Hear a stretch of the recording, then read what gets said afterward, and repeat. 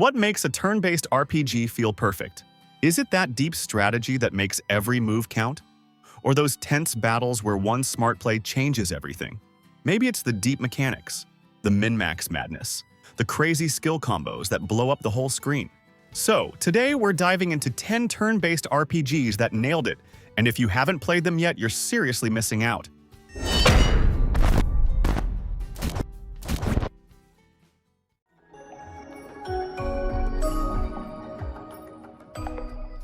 You know those RPGs where you just mash skills and wait your turn? Yeah, this isn't one of them. Clair Obscur Expedition 33 demands you stay sharp every second. Every swing, every bullet, every dodge is tied to timing. Nail a perfect parry and you don't just block the hit. You refund action points and sometimes counter right in the enemy's face. Miss it? Well, enjoy watching your party get chewed up. The setup is grim but fascinating. Every year, a mysterious paintress writes a number, and everyone of that age just vanishes into smoke. You're the 33rd expedition, marching out to finally end the curse. And it's not just text boxes telling the story. This game comes fully voiced, with Charlie Cox and Andy Serkis adding weight to the cast. The world feels like a twisted bellypuck nightmare, all elegance dripping with decay. Combat is where the game hooks you. Action points drive your turn, but perfect execution feeds more back into the system, letting you chain crazy long turns. Every character brings their own trick. Mael can swap stances mid-fight and shred bosses. Loon paints elemental stains to power up allies. Seal builds up a foretell gauge that fuels devastating finishers. And then there's Monoko, a bizarre little mimic who learns powers directly from enemies. Progression keeps the grind interesting. Weapons level up to 33. Unlocking perks as you upgrade them at camps, or through the curator. Skills branch out on talent trees you can actually respec, and then you've got Pictos, which are items that grant stats and passives. After a few battles, those passives crystallize into luminas you can equip separately, letting you mix and match builds in creative ways. Outside of combat, the camp is more than just a pit stop. Talk with party members, grow relationships, and you'll unlock not just dialogue but new skills, powerful gradient attacks, and even cosmetics. An exploration with your strange mascot Mount Eski gives the bleak journey some charm and a bit of comic relief.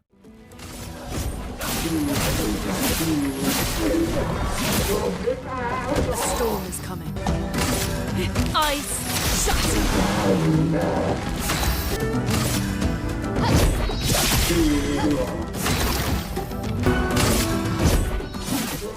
Hey guys, real quick. If you're looking to buy games without breaking the bank, you need to check out Instant Gaming. They offer instant digital downloads. You buy it, you play it. No waiting, no nonsense. With over 15,000 games and entertainment products all discounted, it's one of the best places to build your collection. It's not a marketplace. They don't allow third-party sellers, so every key comes from trusted and original sources. Still unsure? They've got over 754,000 positive reviews on Trustpilot, with a 4.7 average score, and offer 24/7 human support if anything goes wrong. I use it myself, and it's a great way to support the channel. Just click the link below before your next purchase. Let's get back to the video. My father has Colorado in the palm of his hand, and he's afraid. Cold, cruel, and just the right kind of ridiculous. Welcome to Wasteland 3, where Colorado isn't just frozen over, it's crawling with cultists who worship Ronald Reagan and clowns that snack on people for fun. If you came for a traditional RPG, sorry, this one throws you into a snowstorm of tactical chaos and moral headaches. You lead the November Rangers, sent from Arizona on a desperate deal. Help the local warlord patriarch deal with his out-of-control kids, and maybe, just maybe, he'll keep your home alive. Simple setup, right? Except nothing here is simple. Every faction, from machine communes to cannibal jesters, wants you on their side or dead. And your choices don't just shift dialogue, they reshape the entire wasteland. Combat is turn-based but meaner than it looks. Action points run the show, so if you move too far, no bullets left.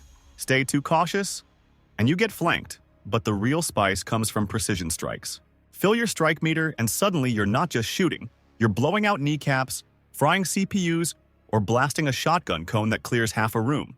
Pair that with environmental hazards, and fights can spiral fast if you're sloppy. Progression is deliciously crunchy. Classic stats like coordination and charisma feed into an absurd range of skills, like lockpicking, weird science, animal whisperer, and even toaster repair, which, yes, unlocks secret loot and a toaster cult. Perks stack on top, letting you build psychos with chain-shot rifles, sneaky assassins, or medics who drag teammates back from the brink. And if that's not enough, you've got the Kodiak, a rolling tank of death that doubles as your fast travel ride and battlefield bulldozer. Outside the fights, Ranger HQ acts as your home base. Recruit staff, run a jail, set up a med bay, and watch your choices ripple as the place fills with allies or lunatics you thought were allies. Add in a co-op mode where your buddy can straight up sabotage deals for extra loot, and suddenly diplomacy feels even more dangerous. What really sticks? The writing. The game swings between dark comedy and gut-punch moral choices, then tops it off with boss fights scored by gospel hymns and patriotic ballads. It's absurd, bleak, and brilliant all at once.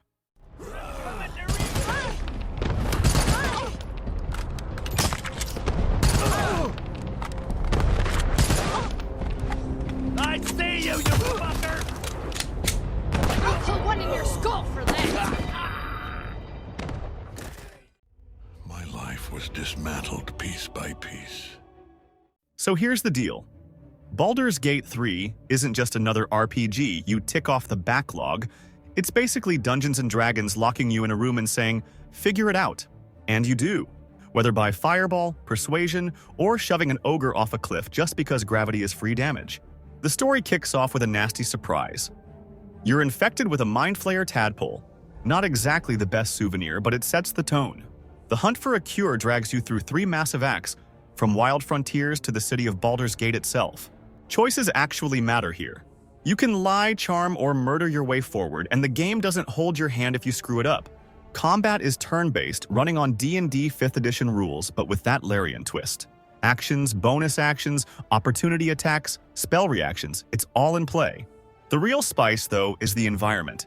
Oil burns, water conducts lightning, poison clouds explode. Positioning isn't just important, it's hilarious when you punch someone off a ledge and skip the hard fight entirely. And if the dice gods hate you, there's an optional karmic dice system that keeps RNG from ruining your night. Outside of battle, progression is just as deep.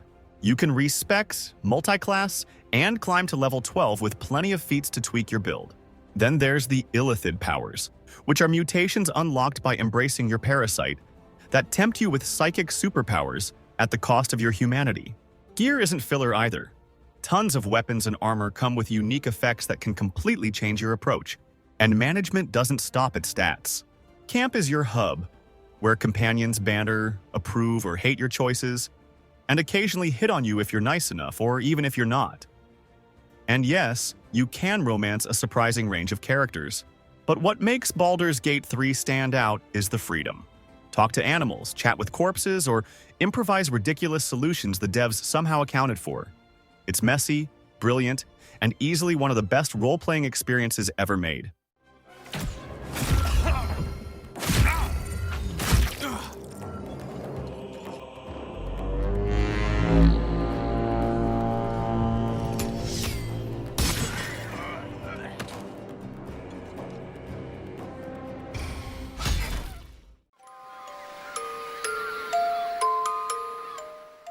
What if saving the world meant literally bending time to your will? And that's Chrono Trigger in a nutshell.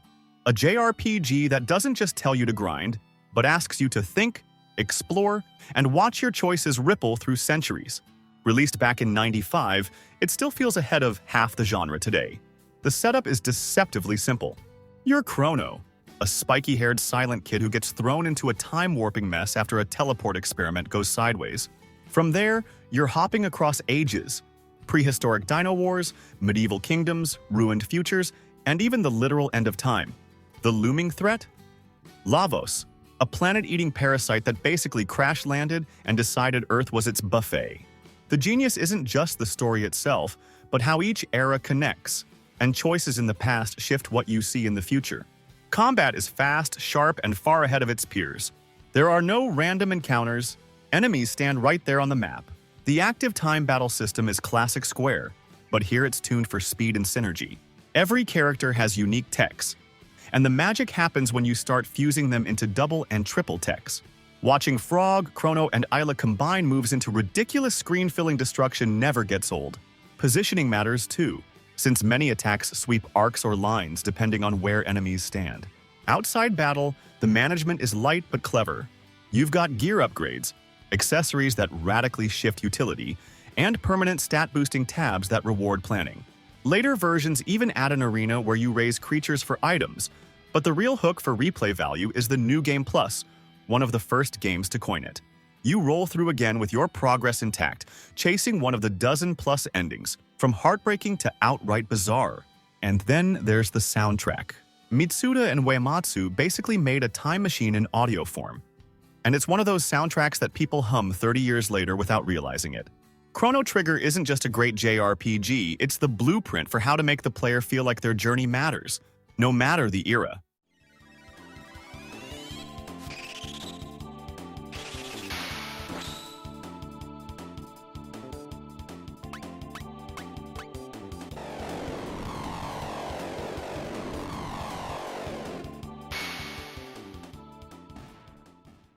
Alright, quick pause.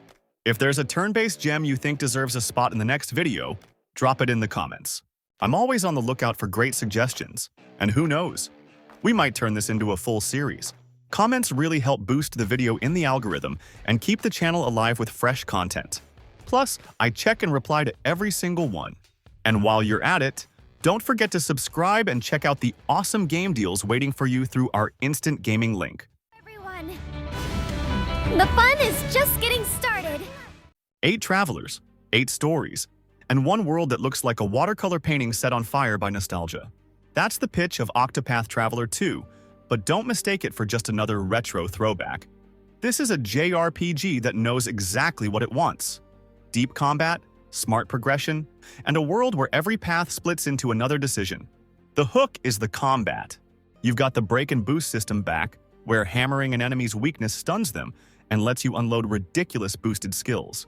On top of that, each character now carries a latent power, which is basically a personal limit break you can unleash once the gauge fills.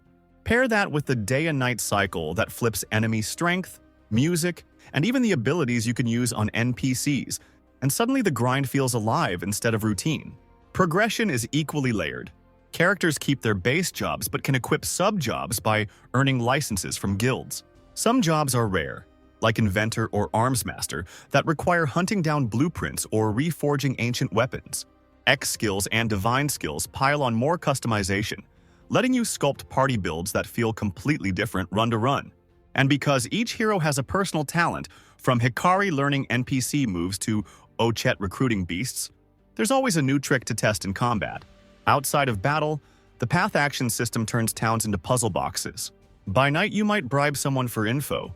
By day, you knock them out in an alley. Fail too much and your reputation tanks, forcing you to pay off the tavern to save face.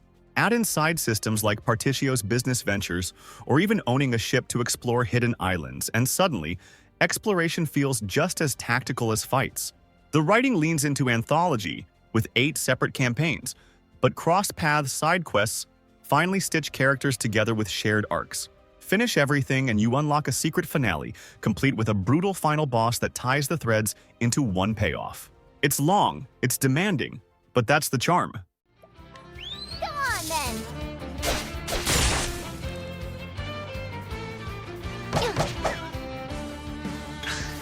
Right.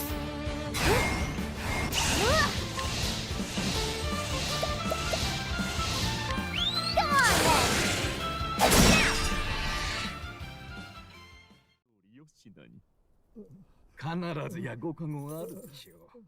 What if a JRPG made you plan your journey like a road trip, argue politics like a debate club, and still hit you with flashy combo attacks straight out of an anime fever dream? And that's Metaphor Refantasio. It's the latest brainchild of the Persona Dream Team. But instead of high school drama, you're thrown into a kingdom where the king's dead, the throne's up for grabs, and your job is to survive the chaos of a royal tournament that decides who rules next. This isn't just about grinding dungeons until the credits roll. Time itself is your biggest enemy. The game runs on a 5-day week, and every choice eats into your calendar. Travel too far without planning? You might miss crucial events or get wrecked by bad weather that buffs enemies. And Fridays, or Idols Days, are basically Black Friday, with discounts across shops, so yeah, you'll feel like a medieval coupon hunter. Combat flips between action and strategy. On the field, you slash, dodge, and even insta-kill weak mobs. But once you're locked in, it's full turn-based, built around exploiting weaknesses with turn icons. Hit the right spot, chain skills, and pull off devastating synthesis combos that fuse abilities between party members. But screw up and an ambush can wipe you harder than forgetting to save in Dark Souls. Progression lives in archetypes. Think flexible classes awakened by bonds with allies. Any party member can learn them, and the deeper your connections, the stronger your arsenal becomes. It's not just level up and get stronger. You're constantly tweaking builds, appraising mysterious loot, and purifying cursed gear in churches to squeeze out every advantage. Outside battle, the Gauntlet Runner is your moving base.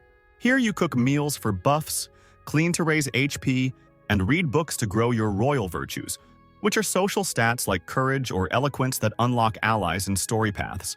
And yes, talking to your followers matters. They're not just persona confidants reskinned. Rank them up, and you'll unlock better shops, dungeon assists, and sweet mag currency for new skills.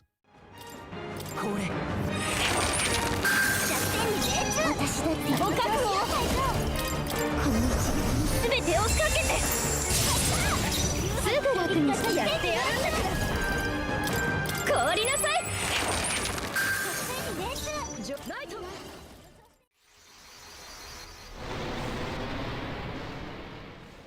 You know a game's iconic when people still argue about whether that laugh scene was genius or just awkward. But Final Fantasy X isn't just iconic, it's one of the JRPGs that defined an era. And the HD remaster is the best way to experience it today. The story drops you into Spira, a world crushed under the weight of sin, a god-sized monster that keeps civilization stuck in fear and ritual. You play as Tidus, a cocky blitzball star who suddenly finds himself tagging along with Yuna, a summoner on a pilgrimage to end that cycle.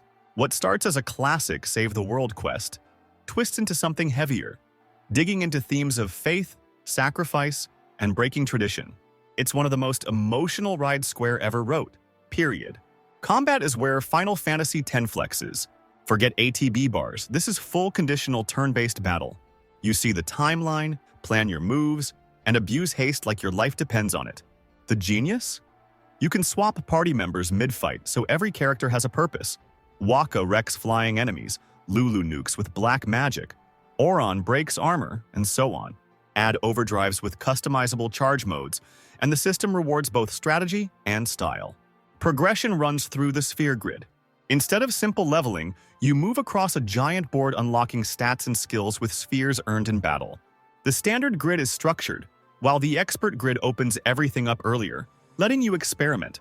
And weapons add another layer, since you can customize them with auto abilities like Auto Phoenix or No Encounters, turning gear into a real part of your strategy. Outside combat, you've got Spira's distractions. Blitzball is basically an underwater JRPG manager sim, where you scout and sign players to dominate leagues. The Monster Arena adds Pokemon-style collecting with brutal endgame fights. And if you're a completionist, the celestial weapons will eat your patience alive, with challenges like dodging 200 lightning bolts. Yes, really. The remaster sweetens the deal with an optional rearranged soundtrack, international content like the Dark Aeons and Penance, and on PC boosters that speed up grind or let you break the game wide open. Sure, it's still locked at 30 frames, but if you want the definitive way to play one of Final Fantasy's best, this is it.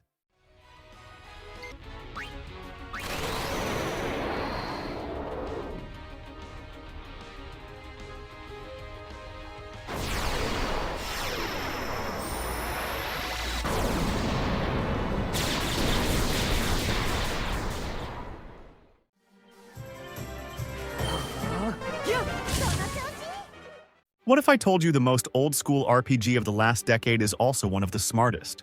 Dragon Quest XI looks like comfort food at first glance, but underneath that classic shine, it hides layers that keep pulling you back in. The setup is simple. You're the Luminary, a chosen hero who, plot twist, is treated as a threat instead of a savior. From there, it's the full RPG pilgrimage across Erdrea, complete with towns, dungeons, betrayals, and a party of weirdly lovable misfits like Sylvando, who could easily carry his own game. Combat plays it safe in the best way possible, turn-based, snappy, and tactical. You can micromanage every move or let the AI handle it, which feels like outsourcing the boring trash fights to an intern. The real spice is the pep system. Characters get hyped mid-battle, glowing blue and unlocking combo skills that let you smash enemies with flashy team-ups. Think tag team wrestling, but with swords and fireballs. Outside of battle, progression leans on the character builder, a skill grid where you unlock weapon paths or personal abilities. And yes, you can respec at churches if you regret building your mage into a mediocre spear fighter. Crafting is another addiction. The fun-size forge lets you bang out weapons and armor, rework gear into higher quality versions, and in this edition, you can literally set up shop anywhere. Even better, you can buy missing mats straight from the forge menu, because nothing kills the mood like realizing you're short one lump of iron ore. But it's the definitive edition extras that seal the deal. You get a full orchestral soundtrack, Japanese voices, more story chapters that dive into your companions' lives, and the option to replay the whole thing in 16-bit mode with retro combat. That's not just fan service, that's 2 games in 1. Add mini-games like horse racing and a casino to waste hours in. And you've got a JRPG that knows how to balance drama with downtime. Ending.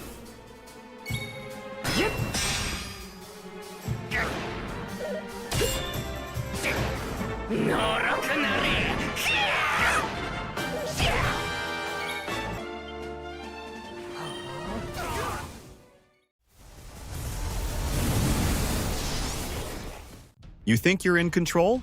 XCOM 2 laughs at your plans.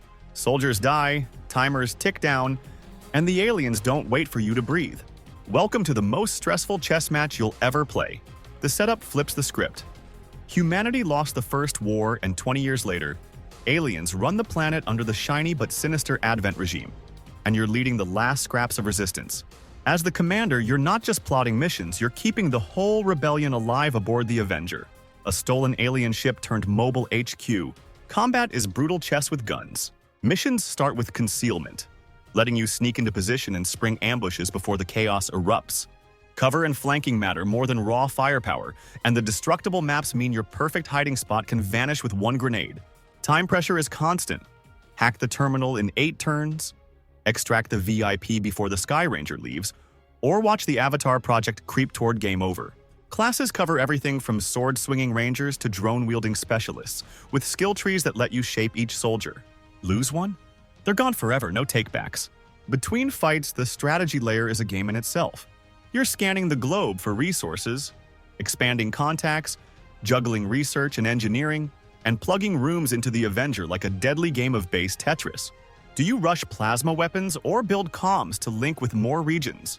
Every choice hurts somewhere else, and Advent's dark events keep adding new headaches until you feel buried in problems. Then comes War of the Chosen, the expansion that turns the screws even tighter. 3 alien nemesis stalk your campaign, learning your tactics, ambushing missions, even kidnapping your best soldiers until you storm their strongholds. Add new resistance factions with hero units, soldier bonds, fatigue, and the Lost, which are zombie-like swarms that punish loud firefights, and suddenly the game is unpredictable in the best way. Failures spiral into stories you'll retell, while victories feel like miracles pulled out of chaos. And trust me, the game loves watching you sweat.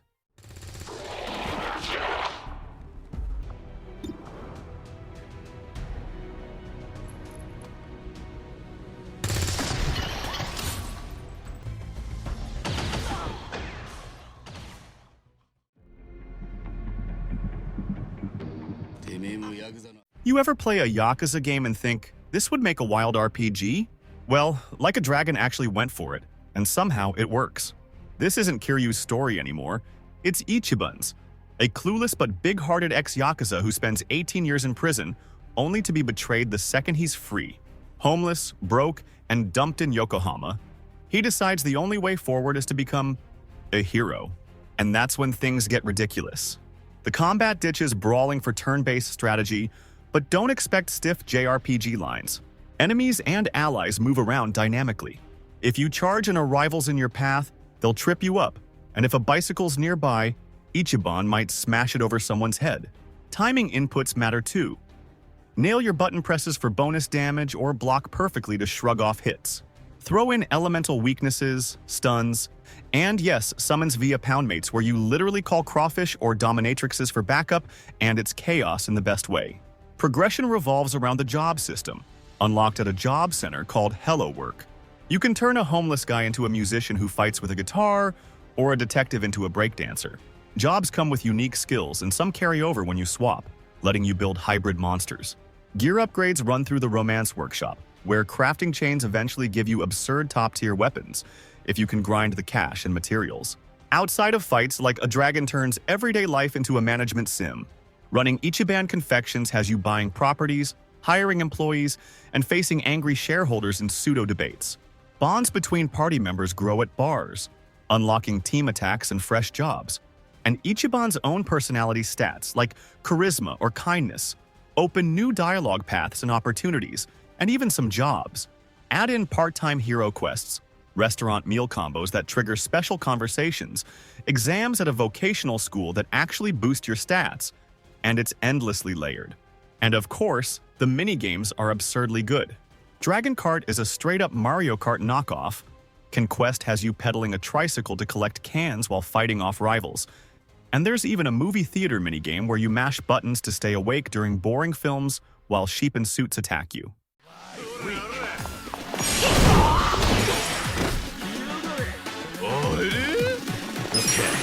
You're gonna get stomped.